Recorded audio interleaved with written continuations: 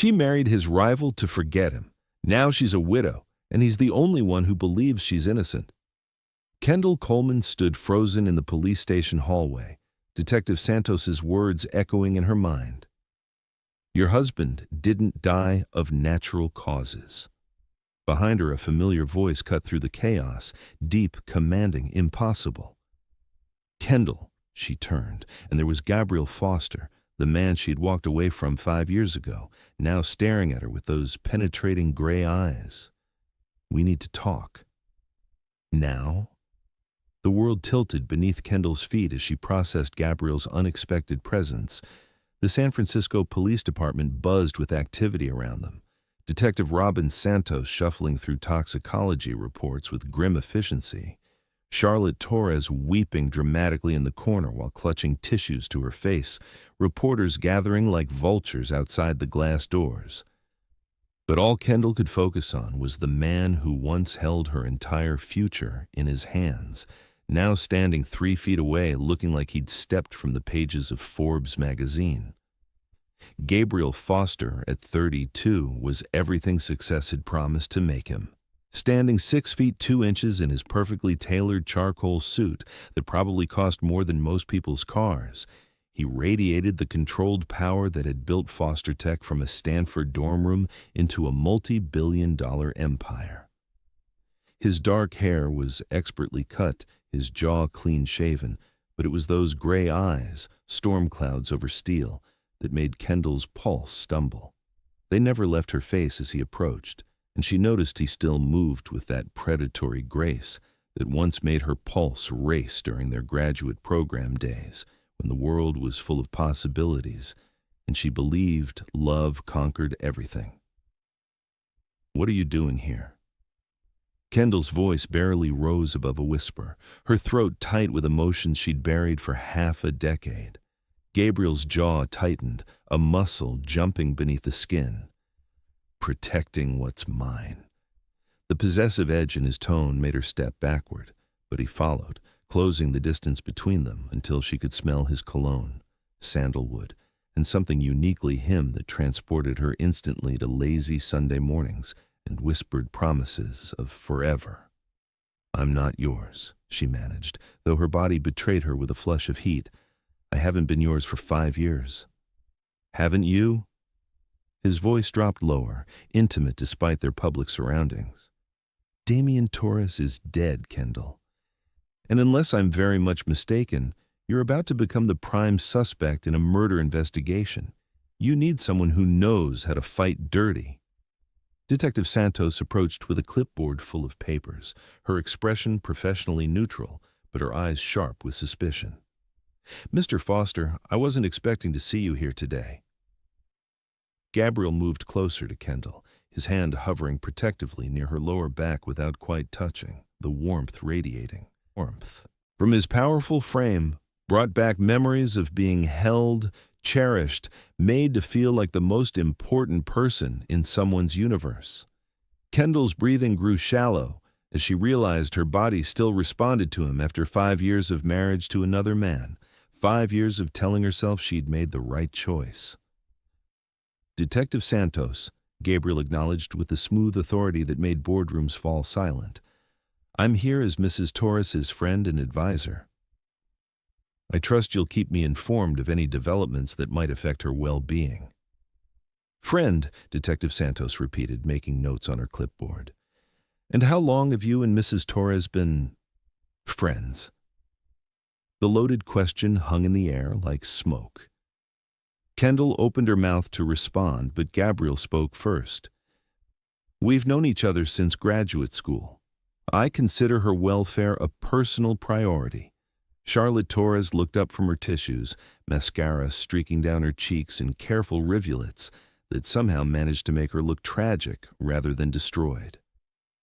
That woman, she hissed, pointing a manicured finger at Kendall, destroyed my family.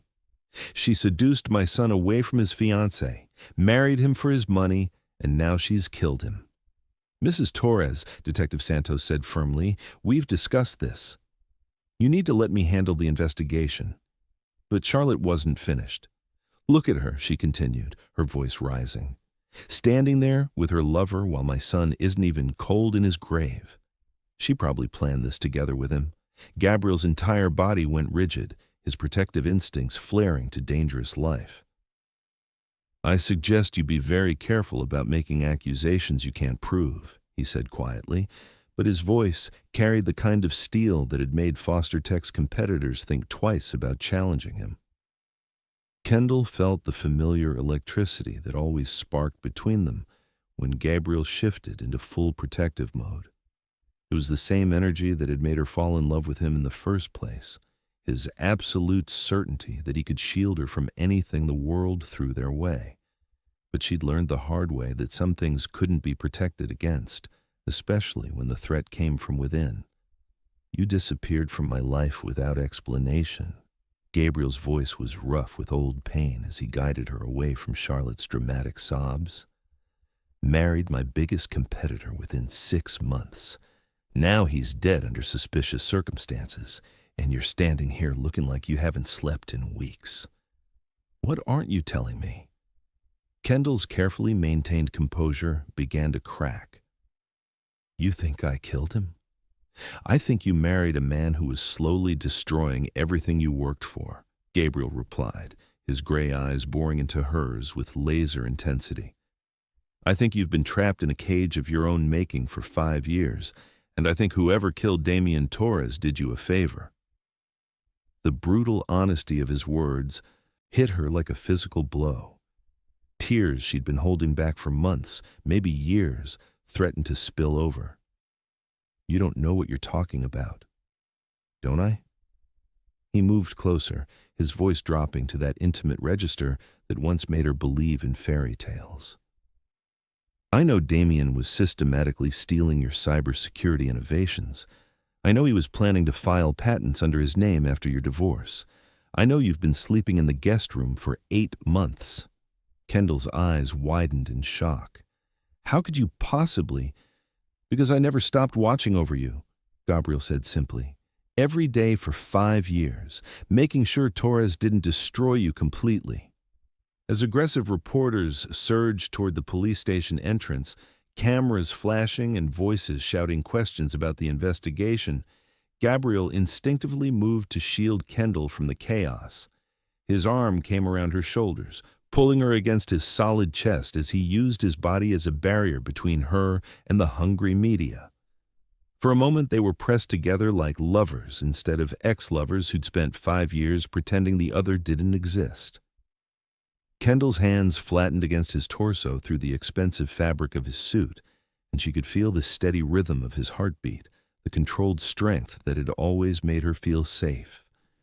Neither of them moved to break the contact, and she found herself memorizing the feeling of being in his arms again, wondering if this would be the last time.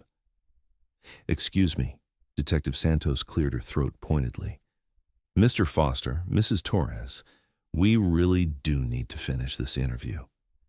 Have you ever found yourself face to face with the one person who could either save you or destroy you completely?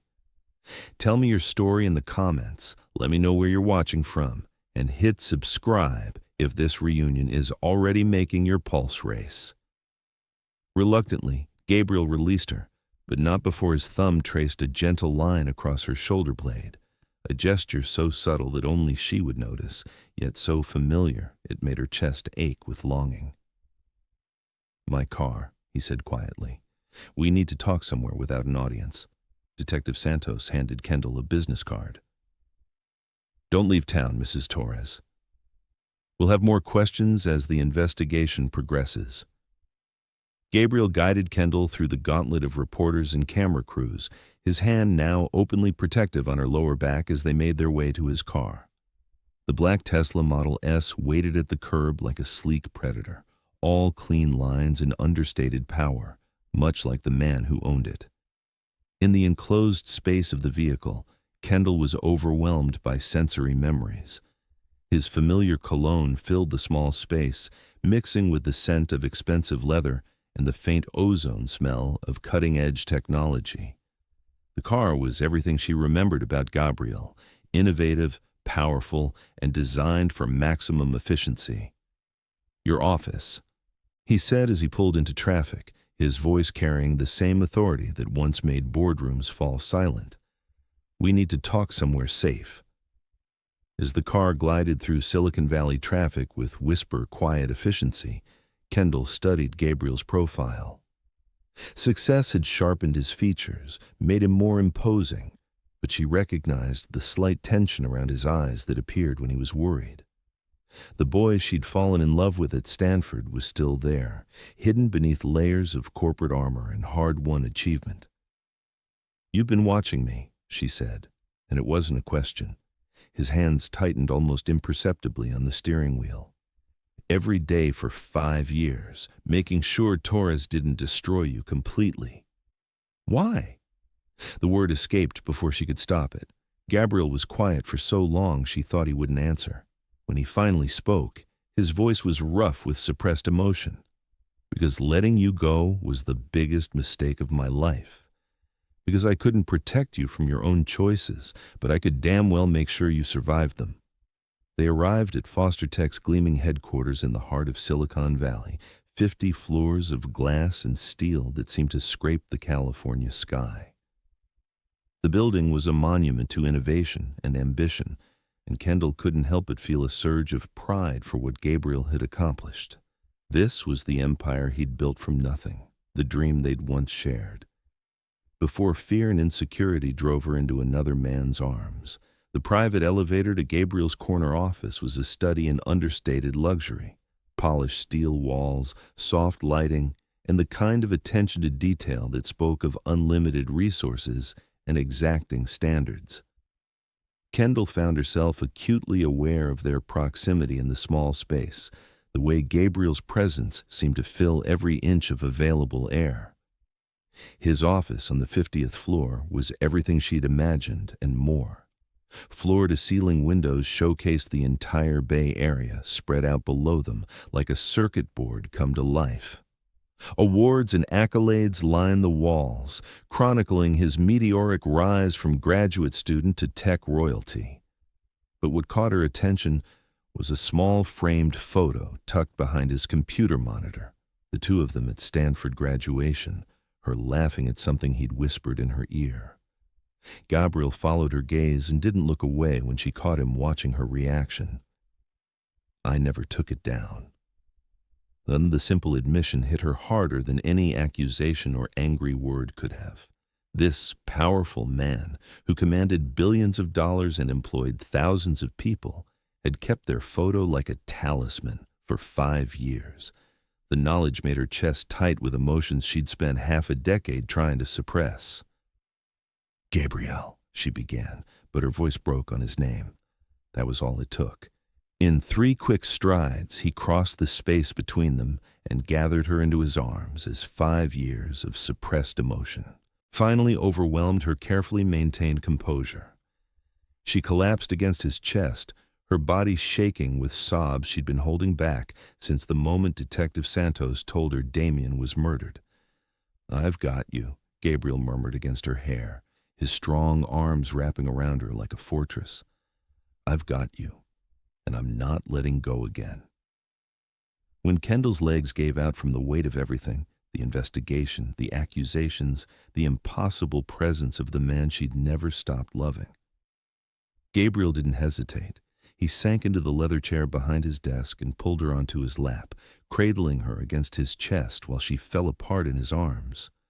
"I didn't kill him," she whispered against his shirt, her tears soaking the expensive fabric. "I know," Gabriel said firmly, his hand stroking her back in soothing circles, "but someone did. And until we find out who, you're not safe." For the first time in 5 years, surrounded by the warmth and strength of the man she'd never stopped loving, Kendall allowed herself to feel protected. It was dangerous and foolish, and everything she'd spent years running from, but she couldn't bring herself to care. Some things were worth the risk. When her sobs finally subsided, Gabriel reached across his desk for the box of tissues, never loosening his hold on her. His movements were careful, deliberate, as if she were made of spun glass and might shatter if he wasn't gentle enough. "Talk to me," he said quietly, his gray eyes serious as they searched her face. Tell me what's really been happening in your marriage."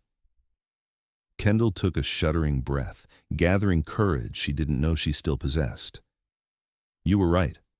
About the patents, about everything. Damien was planning to steal my work and claim it as his own after we divorced." Gabriel's entire body went rigid beneath her. "Divorced?" "I filed papers 3 weeks ago," Kendall admitted, unable to meet his eyes. "I couldn't do it anymore, living a lie, pretending to be someone I wasn't, letting him use me as a trophy wife while he systematically destroyed everything I'd worked for." "And he didn't take it well," Gabriel guessed, his voice deadly quiet. "He threatened to ruin me, said he'd make sure I never worked in tech again." Kendall's voice was barely a whisper. "He had connections, influence. I thought maybe if I just kept quiet, tried to make the marriage work." "You thought you could sacrifice yourself to keep the peace." There was no judgment in Gabriel's voice, only understanding tinged with old pain. "Just like you did with us." The truth hung between them like a bridge neither was quite ready to cross. Kendall had walked away from Gabriel 5 years ago for the same reason she'd stayed married to Damien: fear. Fear of not being enough, fear of losing herself in someone else's shadow, fear of risking everything for love. "I was afraid," she whispered, finally meeting his eyes. "Of you, of us, of how much I loved you. You were so brilliant, so driven. I thought I'd disappear into your light." Gabriel cupped her face in his hands, his thumbs gently wiping away the tears that still clung to her cheeks. "You think I built all this?"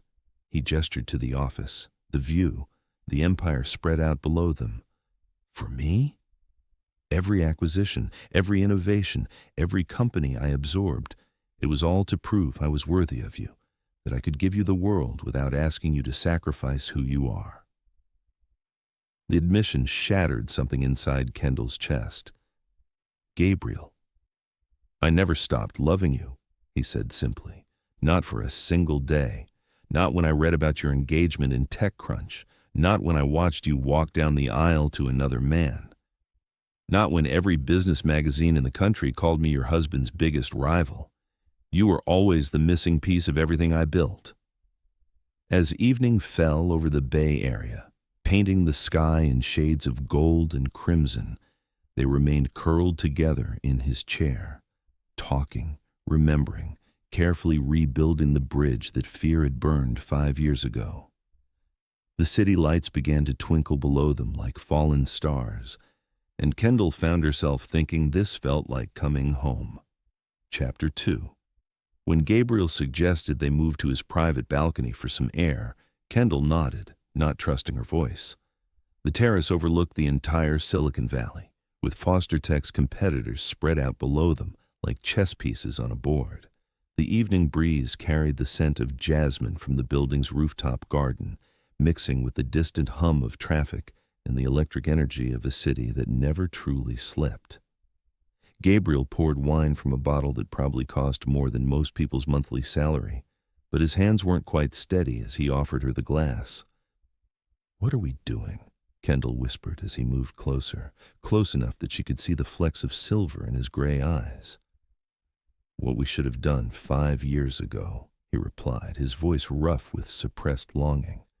The air between them crackled with unresolved desire and half a decade of what-ifs. When Gabriel reached up to brush a strand of hair from her face, Kendall closed her eyes and leaned into his touch, her body remembering what her mind had tried so hard to forget. "Tell me to stop," he breathed against her lips, his hands framing her face with infinite gentleness. "Tell me this is wrong." Instead, Kendall rose on her toes, closing the distance between them, until her phone buzzed insistently with a text from Carmen Reynolds. "Police want to search your house tomorrow. Where are you?" Reality crashed back like cold water. Kendall stepped away from Gabriel, her breathing uneven and her pulse racing. "I should go." "Not happening," Gabriel said firmly, pocketing his car keys. "Your place is probably swarming with reporters by now. You're staying with me until this dies down." When they arrived at her Nob Hill penthouse, Gabriel's prediction proved accurate. News vans lined the street, and photographers with telephoto lenses lurked behind parked cars like digital age paparazzi. The elegant building where she'd lived for 3 years suddenly felt like a prison. "Not happening," Gabriel repeated grimly and redirected his Tesla toward Pacific Heights. "You're staying with me until this dies down." Gabriel's mansion in Pacific Heights was everything Kendall remembered, and more. A stunning example of modern architecture that seemed to float above the city like something from a dream. Clean lines and floor-to-ceiling windows showcased million-dollar views, while the interior design spoke of understated luxury and impeccable taste. "Guest suite is upstairs," Gabriel said as he disabled the security system. "Second door on the right. There are clothes in the closet. I had them." He stopped, looking almost embarrassed. "You had them what?" Kendall prompted gently. "I had my assistant buy them. After I read about your separation, just in case." His gray eyes met hers with vulnerable honesty. "I've been hoping you'd come home for 5 years, Kendall. I wanted to be ready." The admission stole her breath. This powerful man who commanded billion-dollar deals and influenced global technology trends had been quietly preparing for her return like a hopeful teenager. The thought of him choosing clothes for her, imagining her in his space, made her chest ache with tenderness. Kendall woke the next morning to the sound of Gabriel on the phone, his voice carrying the steel that had made him a legend in Silicon Valley. She found him in his kitchen, wearing workout clothes that emphasized his powerful frame, dark hair still damp from his morning run. The domestic scene was so achingly normal that her chest tightened with longing for all the mornings they'd never had. "Detective Santos," he was saying, his tone politely dangerous, "I trust you have the proper warrants for this fishing expedition." Kendall's stomach dropped. The house search. She'd almost forgotten in the surreal happiness of waking up in Gabriel's home, surrounded by his scent and the quiet luxury that spoke of a life she might have shared. "They want to search my computer files," she said when he hung up. "They can want all they like," Gabriel replied, pouring coffee into a mug and offering it to her. "My legal team will be there to make sure they don't overstep. You're not facing this alone." Over breakfast, they talked with the honesty that had eluded them 5 years ago. Gabriel explained how he'd channeled his devastation into building an empire, working 18-hour days to avoid thinking about her, acquiring companies and developing technologies in a relentless pursuit of success that felt hollow without her to share it. Kendall revealed how she'd slowly lost herself in Damien's world of appearances and social climbing, her natural creativity buried under the expectations of being the perfect corporate wife. She'd become an expert at charity galas and board meetings, but somewhere along the way, she'd forgotten the woman who once dreamed of revolutionizing cybersecurity. "I used to lie awake at night," Kendall admitted, curled in the window seat of his breakfast nook, wondering what you were building, what innovations were coming out of Foster Tech. I read every article, watched every interview. I told myself it was professional interest, but you were keeping track of me the same way I was keeping track of you," Gabriel finished, his eyes soft with understanding. When Detective Santos called with news that Damien's company files were being subpoenaed, Gabriel immediately shifted into protective mode. "My legal team will handle this," he said, already reaching for his phone. "You're not answering questions without counsel present." The way he seamlessly included her in his plans, respecting her intelligence while offering his resources, reminded Kendall why she'd fallen for him originally.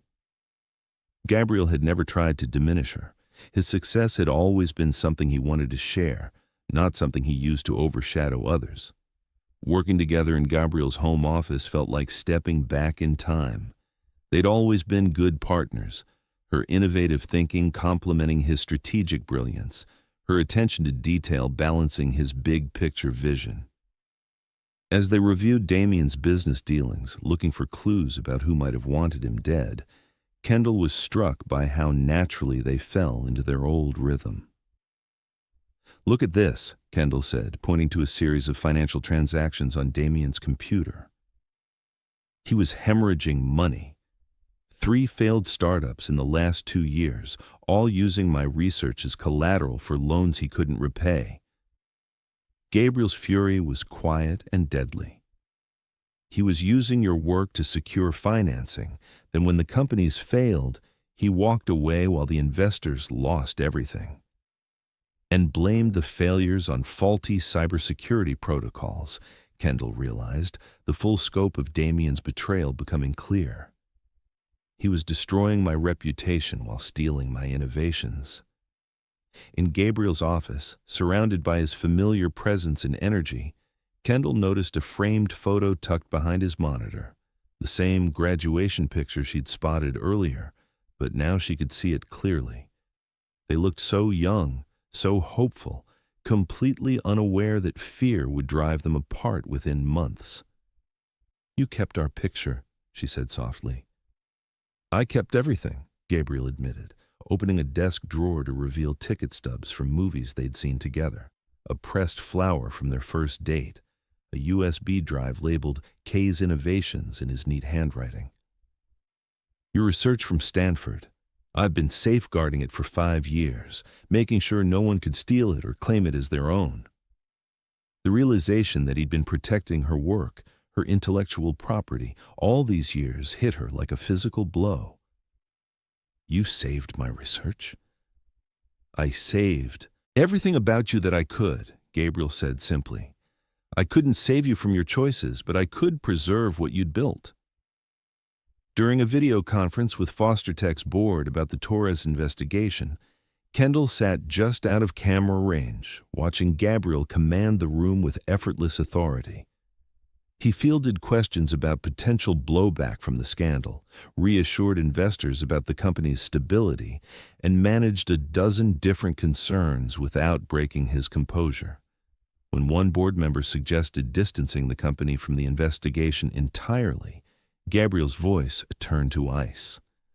"Foster Tech stands by its people. If you have a problem with that philosophy, I'm sure our competitors would be happy to discuss board positions." The subtle threat was delivered with such calm professionalism that it took a moment for its impact to register. When it did, the dissenting board member quickly backed down. Watching Gabriel protect her reputation and her place in his world, even when it might cost him politically, made Kendall's pulse stutter with renewed awareness. When he caught her staring, the heat in his gaze was so intense she had to look away, but not before she saw his hands tighten on his pen. The small gesture reminded her that beneath his polished executive exterior, he was still the man who'd once lost control completely in her arms. Carmen Reynolds arrived in the late afternoon with disturbing news and an expression that meant trouble. Kendall's best friend since college, Carmen had stood by her through the worst of her marriage, offering support and brutal honesty in equal measure. "Charlotte Torres is spreading rumors," Carmen announced without preamble, settling into one of Gabriel's leather chairs like she owned the place. "She's telling anyone who'll listen that you seduced Damien away from his previous girlfriend, suggesting a pattern of predatory behavior. She's building a narrative, making you look like a black widow." Gabriel's response was immediate and fierce. "Let her try. I have enough lawyers to bury her in litigation for defamation." But Kendall saw the calculation in his eyes, the strategic mind that had built his empire now focused entirely on protecting her. It was flattering and terrifying in equal measure. The full force of Gabriel Foster's attention was like standing in the path of a hurricane. "There's more," Carmen continued reluctantly. "Someone leaked details about your divorce filing to the press. They know you were planning to leave Damien, and they're spinning it as motive for murder." As they worked late into the night, researching Damien's business dealings and preparing for Detective Santos's questions, the tension between Kendall and Gabriel built to a breaking point. Every accidental touch as they passed documents, every shared glance over their laptops, every moment of working in perfect synchronization reminded them of what they'd once had. You know, I've been reading about Foster Tech's innovations for years, Kendall finally admitted as the clock approached midnight. Following your career obsessively. I told myself it was professional interest, but I think we both know better. Gabriel looked up from his laptop, his gray eyes serious in the soft light of his desk lamp. You think I didn't know?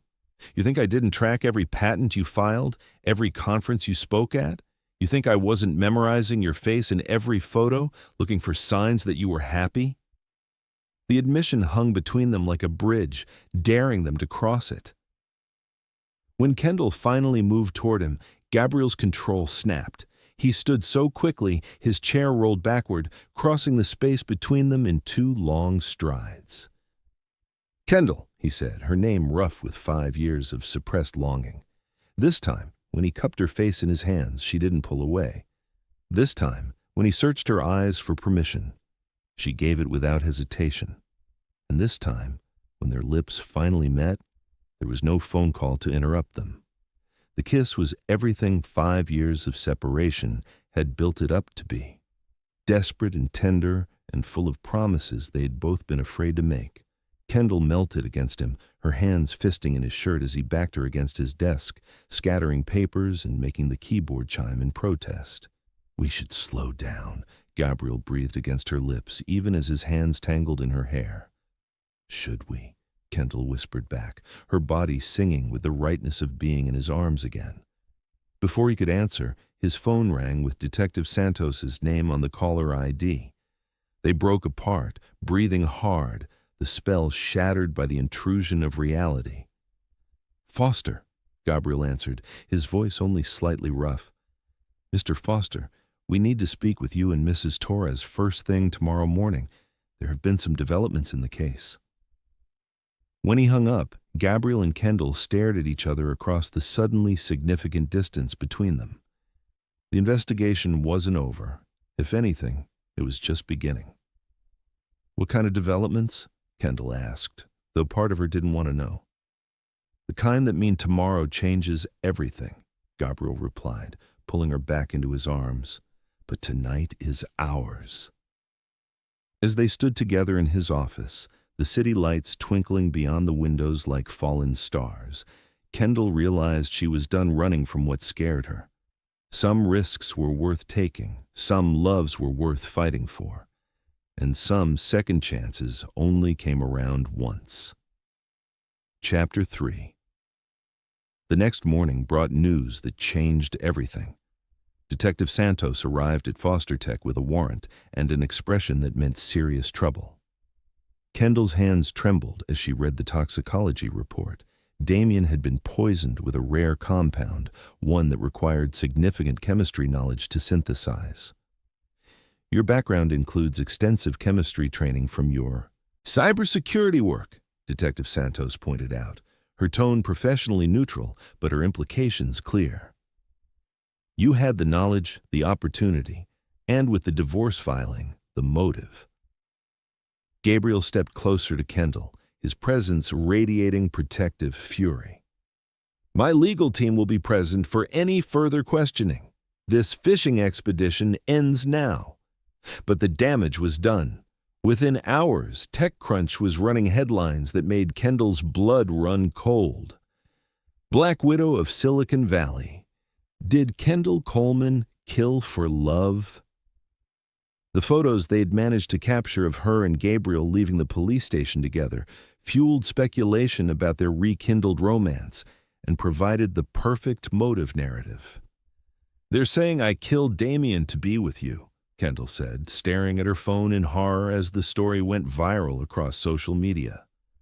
Let them talk, Gabriel replied grimly, but she could see the tension in his shoulders, the way his jaw tightened as he scrolled through the increasingly vicious comments.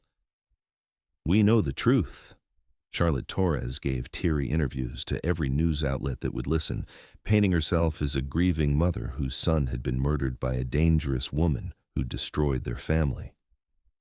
She spoke eloquently about Damien's kindness, his generosity, his promising future, conveniently leaving out his history of corporate espionage and emotional manipulation. She's building a narrative, Carmen warned during an emergency visit to Gabriel's house, making you look like a predator who seduces men for their money and then eliminates them when they're no longer useful. The media circus exploded beyond anyone's worst expectations. Reporters camped outside Foster Tech's headquarters, ambushing employees and trying to get quotes about their CEO's relationship with a murder suspect.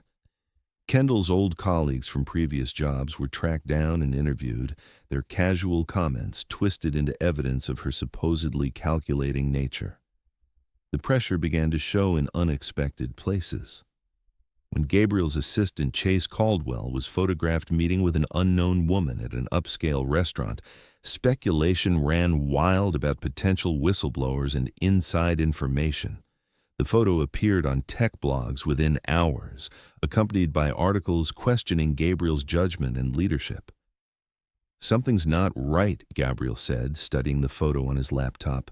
"Chase has been acting strange lately, taking calls he won't explain, staying late when everyone else has gone home." The truth hit them like a lightning bolt when Adrian Walsh, their mutual contact in the tech industry, called with devastating news. "Chase Caldwell has been feeding information to Charlotte Torres for weeks," Adrian revealed during an emergency video call. "She recruited him months ago, offered him a position at Damien's company after the merger fell through." The betrayal cut deep.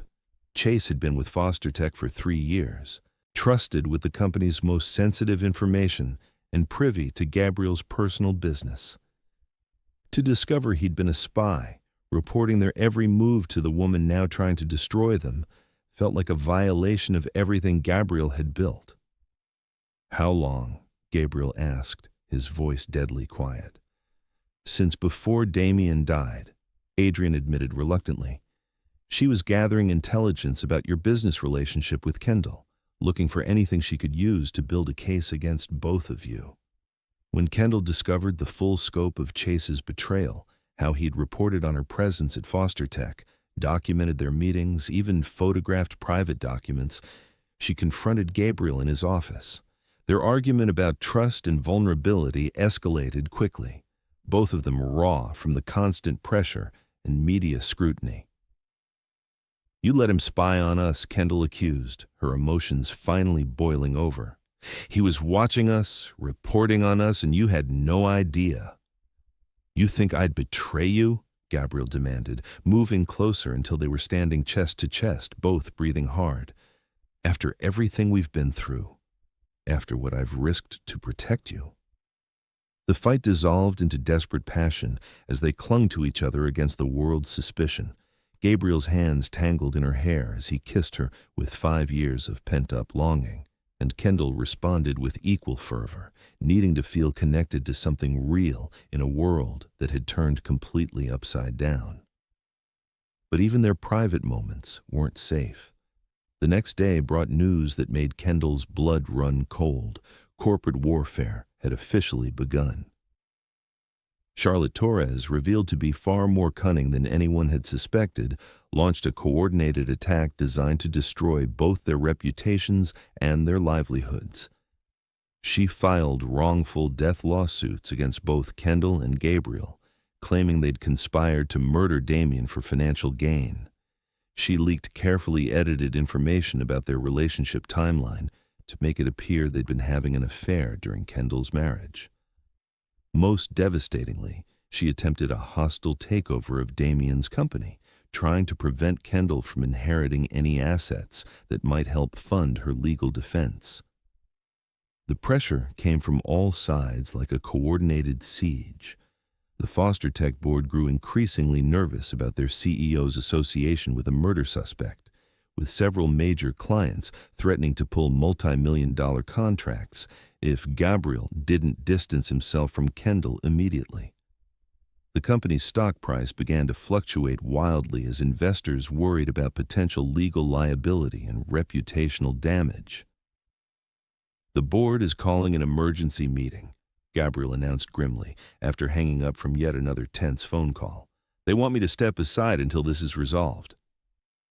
"Then do it," Kendall said immediately, her decision made before he'd finished speaking. "Step aside." Protect what you've built. I won't let you lose everything because of me. Gabriel's gray eyes flashed with something dangerous. Absolutely not. Gabriel, be reasonable. I'd rather lose everything with you than have everything without you, he said fiercely, crossing the room to frame her face in his hands. Do you understand me?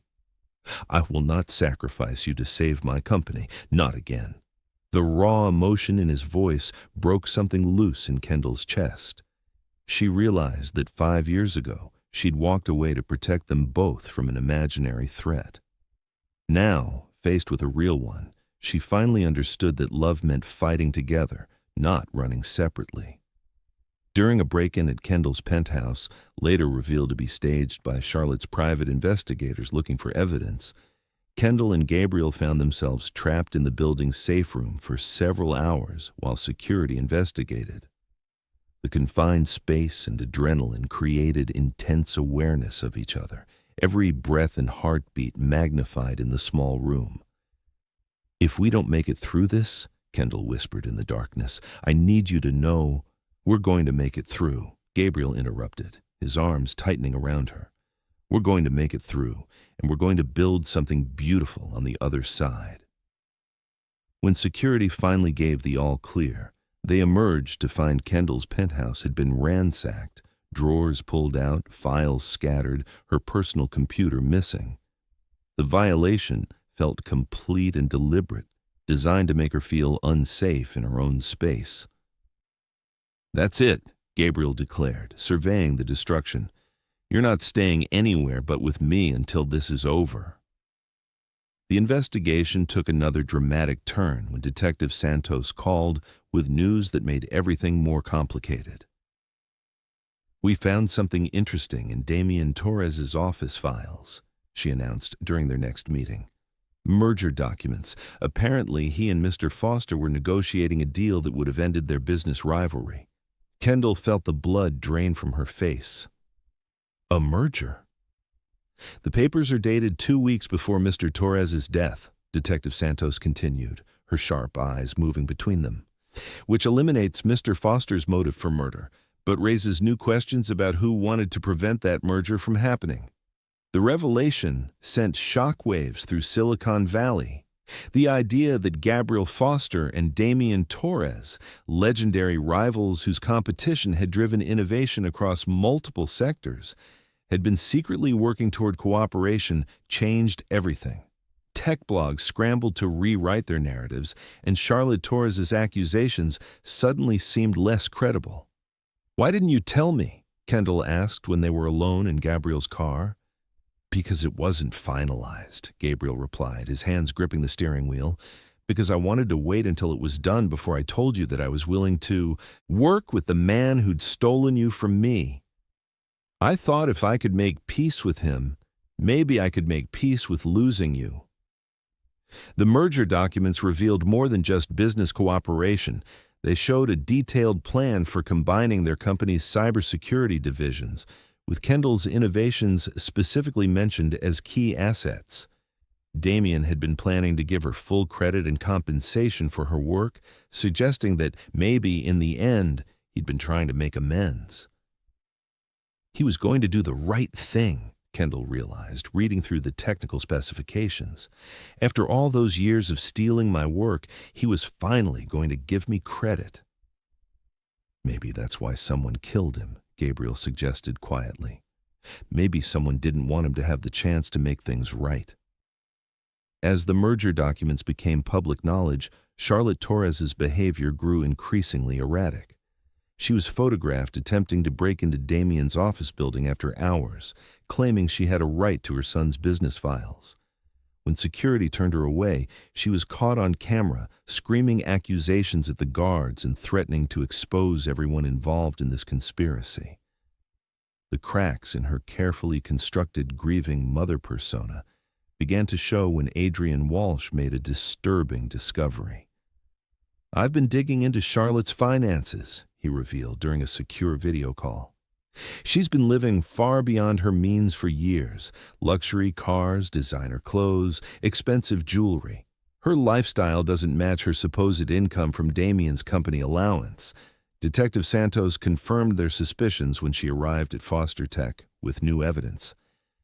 Mrs. Torres has been embezzling from her son's company for at least 3 years, she announced. We found forged signatures, unauthorized transfers, falsified expense reports. She was stealing hundreds of thousands of dollars. The financial investigation revealed a pattern of escalating theft. Charlotte had started small, padding expense accounts, inflating travel costs. But as her lifestyle became more expensive, her crimes became bolder. She'd been forging Damien's signature on investment documents, redirecting company funds to her personal accounts, even selling company assets without authorization. When Damien discovered what she was doing, he threatened to have her arrested, Detective Santos continued. The merger with Foster Tech would have triggered a complete financial audit. She would have been exposed within weeks. Suddenly, Charlotte's desperate attempts to frame Kendall and Gabriel made perfect sense. If they were convicted of Damien's murder, there would be no merger, no audit, and no discovery of her crimes. She could inherit his company and continue her theft indefinitely. The walls are closing in around Kendall and Gabriel, but the truth is finally starting to emerge.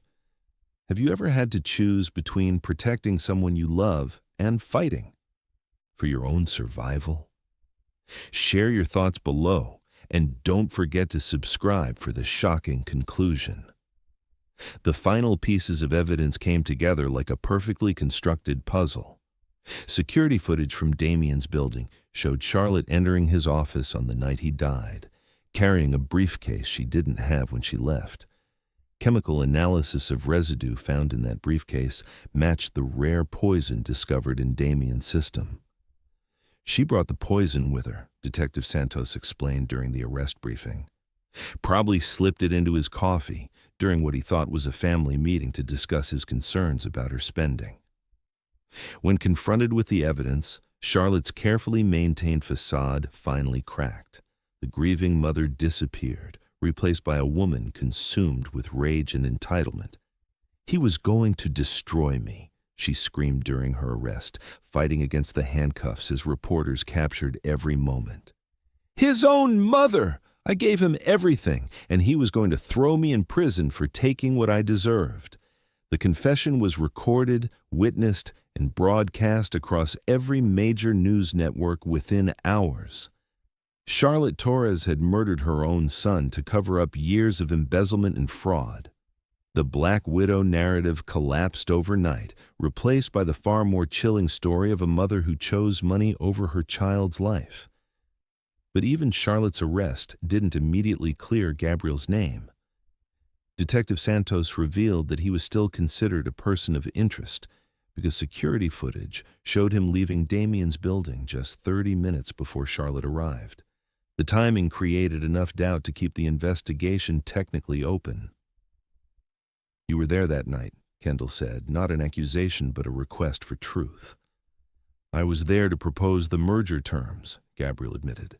Damien had been dragging his feet on the negotiations, so I went to his office to make a final offer. He seemed distracted, kept checking his phone, said his mother was coming by later to discuss family business. The irony was devastating. Gabriel had been trying to make peace with his rival, preparing to offer collaboration instead of competition, while Charlotte had been planning murder. If he'd stayed just 30 minutes longer, he might have been able to prevent Damien's death, or become another victim. The media feeding frenzy that followed Charlotte's confession was unlike anything Silicon Valley had ever seen. News trucks lined the streets outside the courthouse. Reporters analyzed every detail of the family drama, and true crime podcasts began producing episodes before the trial even began. But the conspiracy theories persisted. Despite Charlotte's confession, some outlets continued to suggest that she and Gabriel had been working together, that the merger negotiations were just a cover story for a more elaborate murder plot.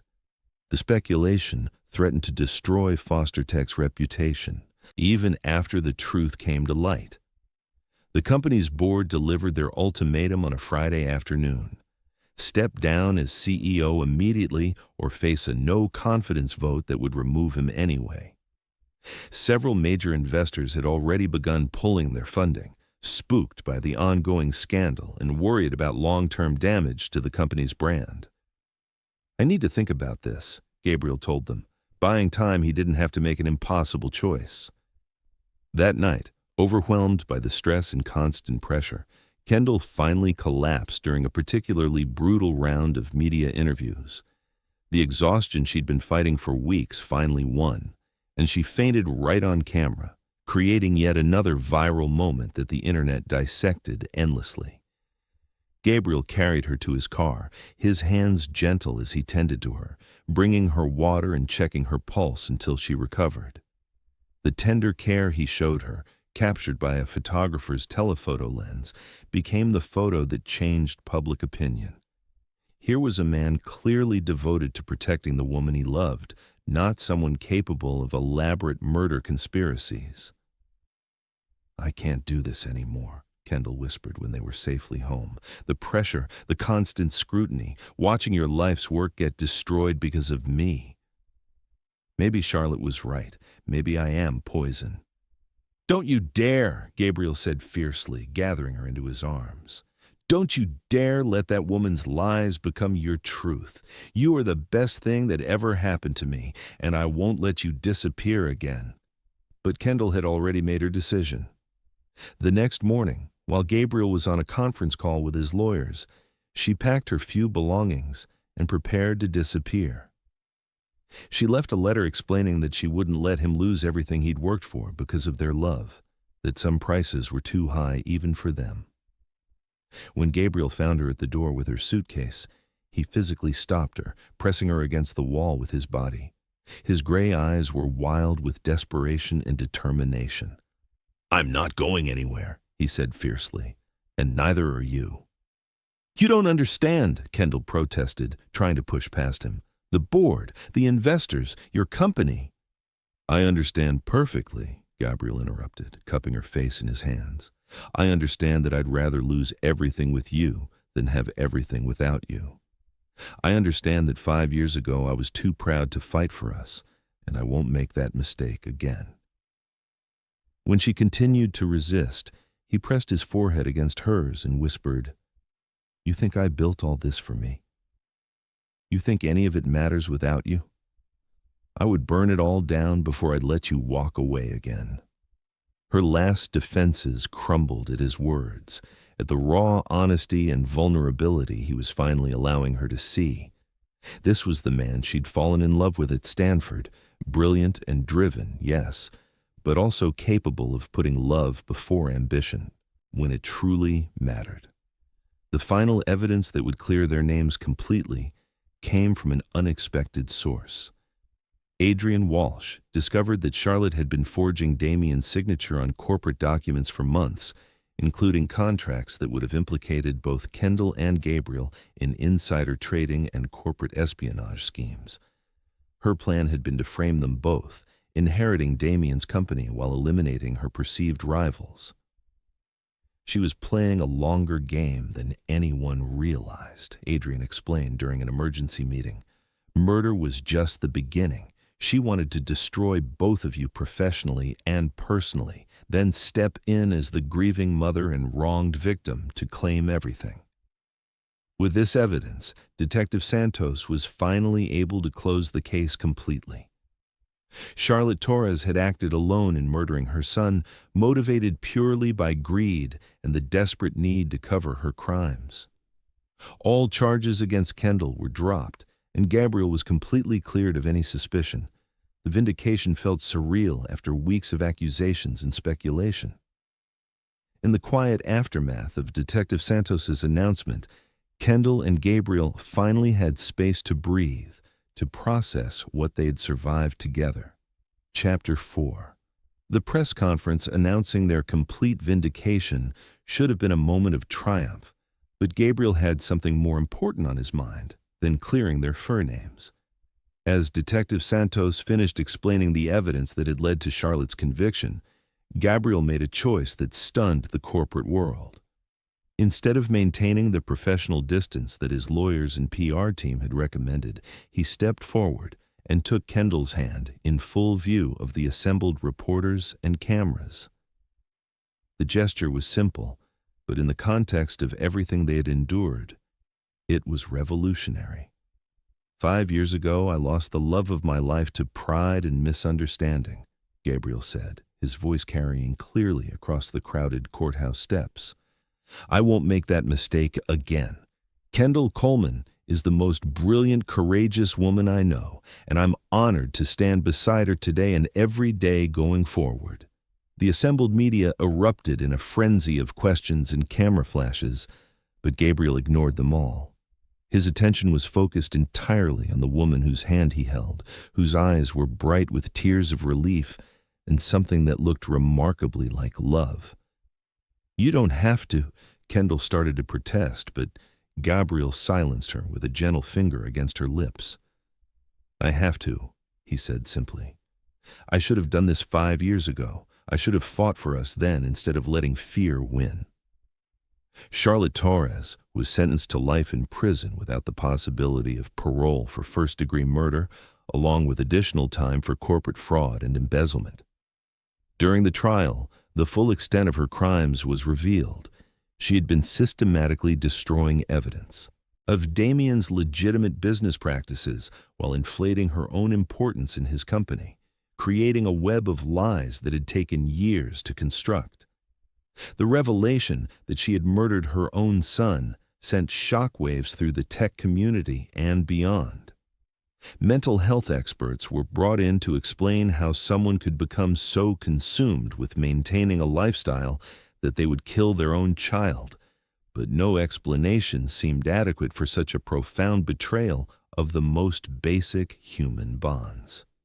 The Foster Tech Board, embarrassed by their lack of faith in Gabriel's judgment and spooked by the negative publicity their ultimatum had generated, unanimously reinstated him as CEO with expanded powers and a formal apology.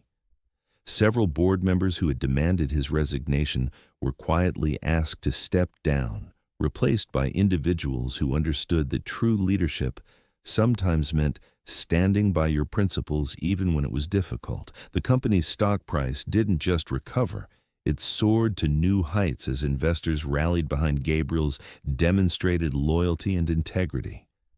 The story of a CEO who had refused to abandon the woman he loved, even when it threatened his empire, became a Silicon Valley legend that inspired a new generation of entrepreneurs to prioritize values alongside profits.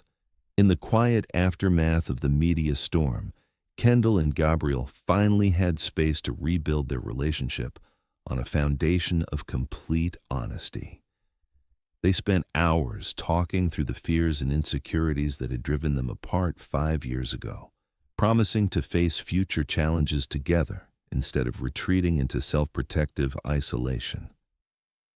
I thought loving you meant losing myself, Kendall admitted as they walked along the beach near Gabriel's Malibu house, the Pacific waves providing a soothing soundtrack to their conversation. I was so afraid of disappearing into your shadow that I ran toward someone who tried to erase me completely. And I thought earning your love meant proving I was worthy of it, Gabriel replied, his fingers intertwined with hers as they walked along the shoreline.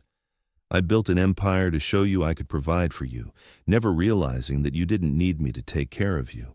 You needed me to stand beside you as an equal partner. The lessons they had learned through pain and separation made their reunion deeper and more meaningful than their original relationship had been.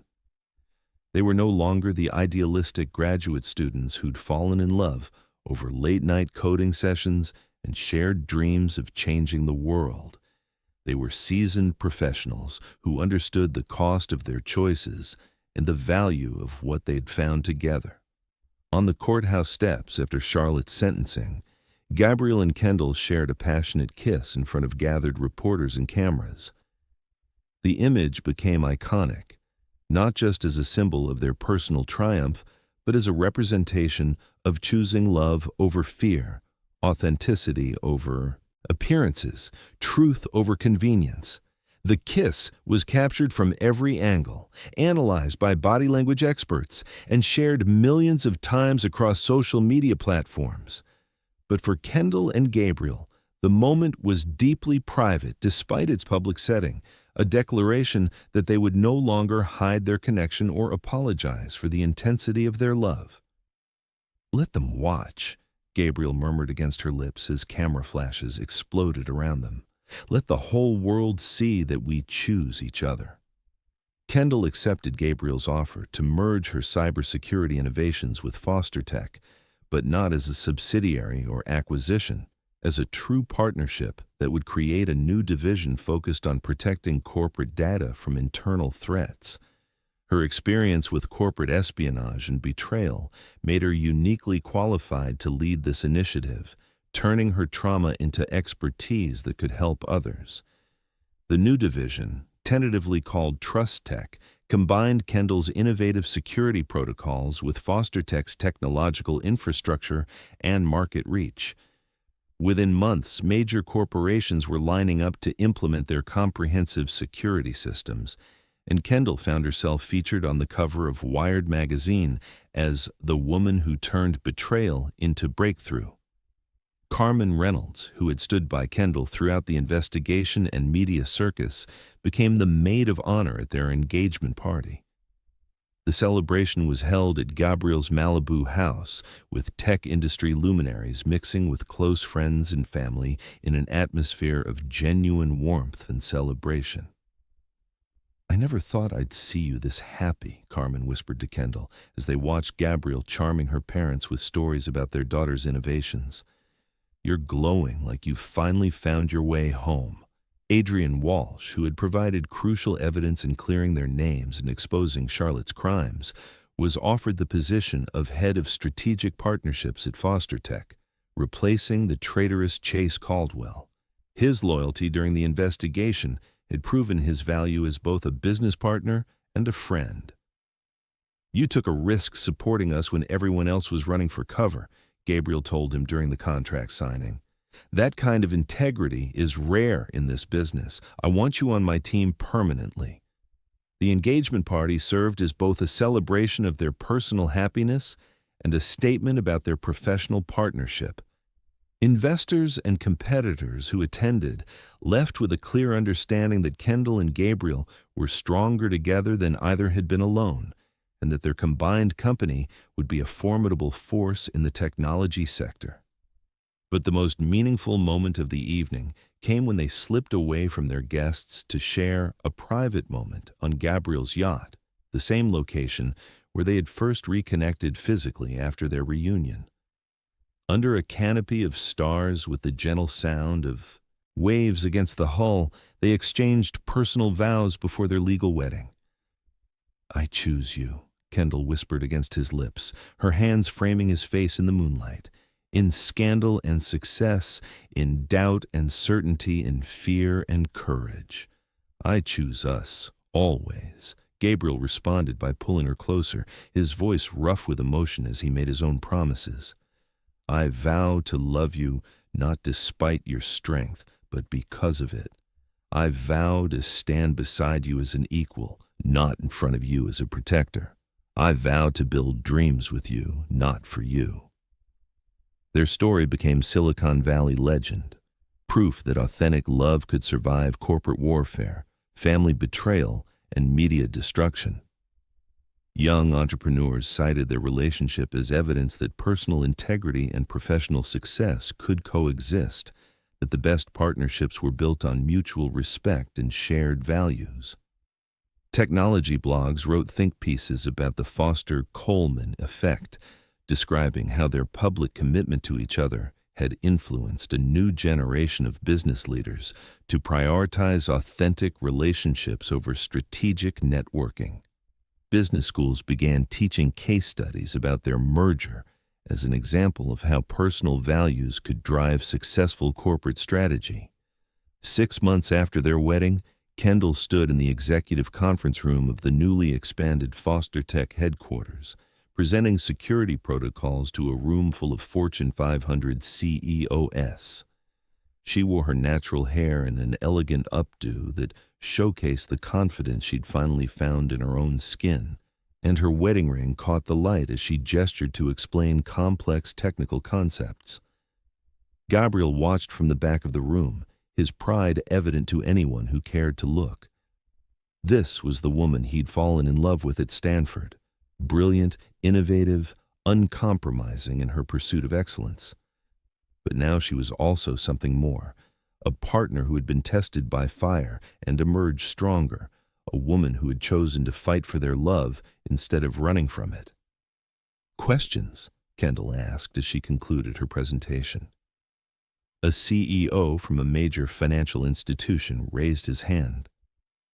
"Mrs. Foster, given your personal experience with corporate betrayal, how can we trust that your security systems will protect us from internal threats?" Kendall's smile was sharp with hard-won wisdom. "Because I know exactly what those threats look like, exactly how they operate, and exactly how much damage they can do if left unchecked. My systems don't just protect against hypothetical risks, they protect against the real ones that I've seen destroy lives and companies." The room erupted in approving murmurs and nods. These were people who understood that the best security came from someone who had survived the worst attacks. As Gabriel and Kendall drove home that evening, the Silicon Valley skyline glittering in their rearview mirror, they reflected on how far they'd traveled from that devastating day in the police station when their world had turned upside down. "Do you ever wonder what would have happened if Damien hadn't died?" Kendall asked, her hand resting on Gabriel's thigh as he navigated the evening traffic. "Every day," Gabriel admitted. "But then I remember that we found our way back to each other because we were ready to fight for it this time. Maybe it would have happened anyway when you filed for divorce. Maybe we would have found each other again when you were finally free. Or maybe," Kendall suggested softly, "we needed to go through everything we did to become the people who were brave enough to choose love over fear." Their journey from college sweethearts to corporate rivals to life partners had been marked by pain and separation, but it had also been marked by growth and the kind of profound understanding that only comes from nearly losing something precious. They had learned that true partnership wasn't about completing each other. It was about supporting each other as complete individuals who chose to build something beautiful together. As they pulled into the driveway of their shared home, a stunning modern house that perfectly blended both their styles and preferences, Kendall felt a deep sense of contentment settle over her. This was what they had been working toward without knowing it, a life where professional success and personal happiness coexisted, where love was expressed through respect and partnership rather than possession and control. "Home," Gabriel said simply as he turned off the engine, and Kendall knew he wasn't just talking about the house. "Home," she agreed, and when he kissed her in the gathering dusk, she tasted the future on his lips, bright and limitless and entirely their own. As Gabriel and Kendall stand together in their beautiful home, surrounded by the technology empire they've built as true partners, they represent something powerful. The courage to choose love over fear, authenticity over appearances, and partnership over protection. Their journey from college sweethearts to corporate rivals to life partners proves that some loves are worth fighting for, no matter the cost. In a world that often demands we choose between personal happiness and professional success, they chose both and discovered that true partnership makes everything stronger. When trust is broken, when accusations fly, when the whole world seems aligned against you, sometimes the only choice is to hold on to each other and fight for the truth together. Their story reminds us that our greatest achievements often come not from what we accomplish alone, but from what we're brave enough to build with someone who sees our worth, even when we can't see it ourselves. Love isn't about finding someone to complete you. It's about finding someone who supports you as you become the most authentic version of yourself. Have you ever had to choose between playing it safe and risking everything for love? What would you have done in Kendall's situation? disappeared to protect the man you loved, or fought to clear both your names together. Sometimes the bravest thing we can do is trust that love is stronger than fear, that truth is more powerful than lies, and that two people who truly see each other can overcome anything the world throws at them. Share your thoughts in the comments below. I love hearing how these stories connect with your own experiences of love, betrayal, forgiveness, and second chances. Have you ever had to rebuild trust after it was shattered? Have you ever discovered that what you thought was protecting someone was actually hurting them? Your stories matter, and they help all of us understand the complex ways that love shows up in our lives. If this story of corporate intrigue, second chances, and the triumph of authentic love kept you on the edge of your seat, smash that like button and subscribe for more passionate tales of love conquering all. Hit the bell for notifications so you never miss when I drop a new story that will make you believe in the power of fighting for what truly matters. Tomorrow, we're diving into another tale of unexpected love, when a single mother discovers her daughter's teacher is the man who broke her heart in college. Trust me, you won't want to miss how that reunion unfolds, especially when old secrets surface that change everything they thought they knew about their past. Until then, keep believing in the power of authentic love, beautiful souls. Keep fighting for the connections that matter. Keep choosing courage over comfort, and never forget that sometimes the greatest love stories are the ones where two people decide to face the world together instead of hiding from it separately. I'll see you tomorrow with another story from the heart that will remind you why love is always worth the risk.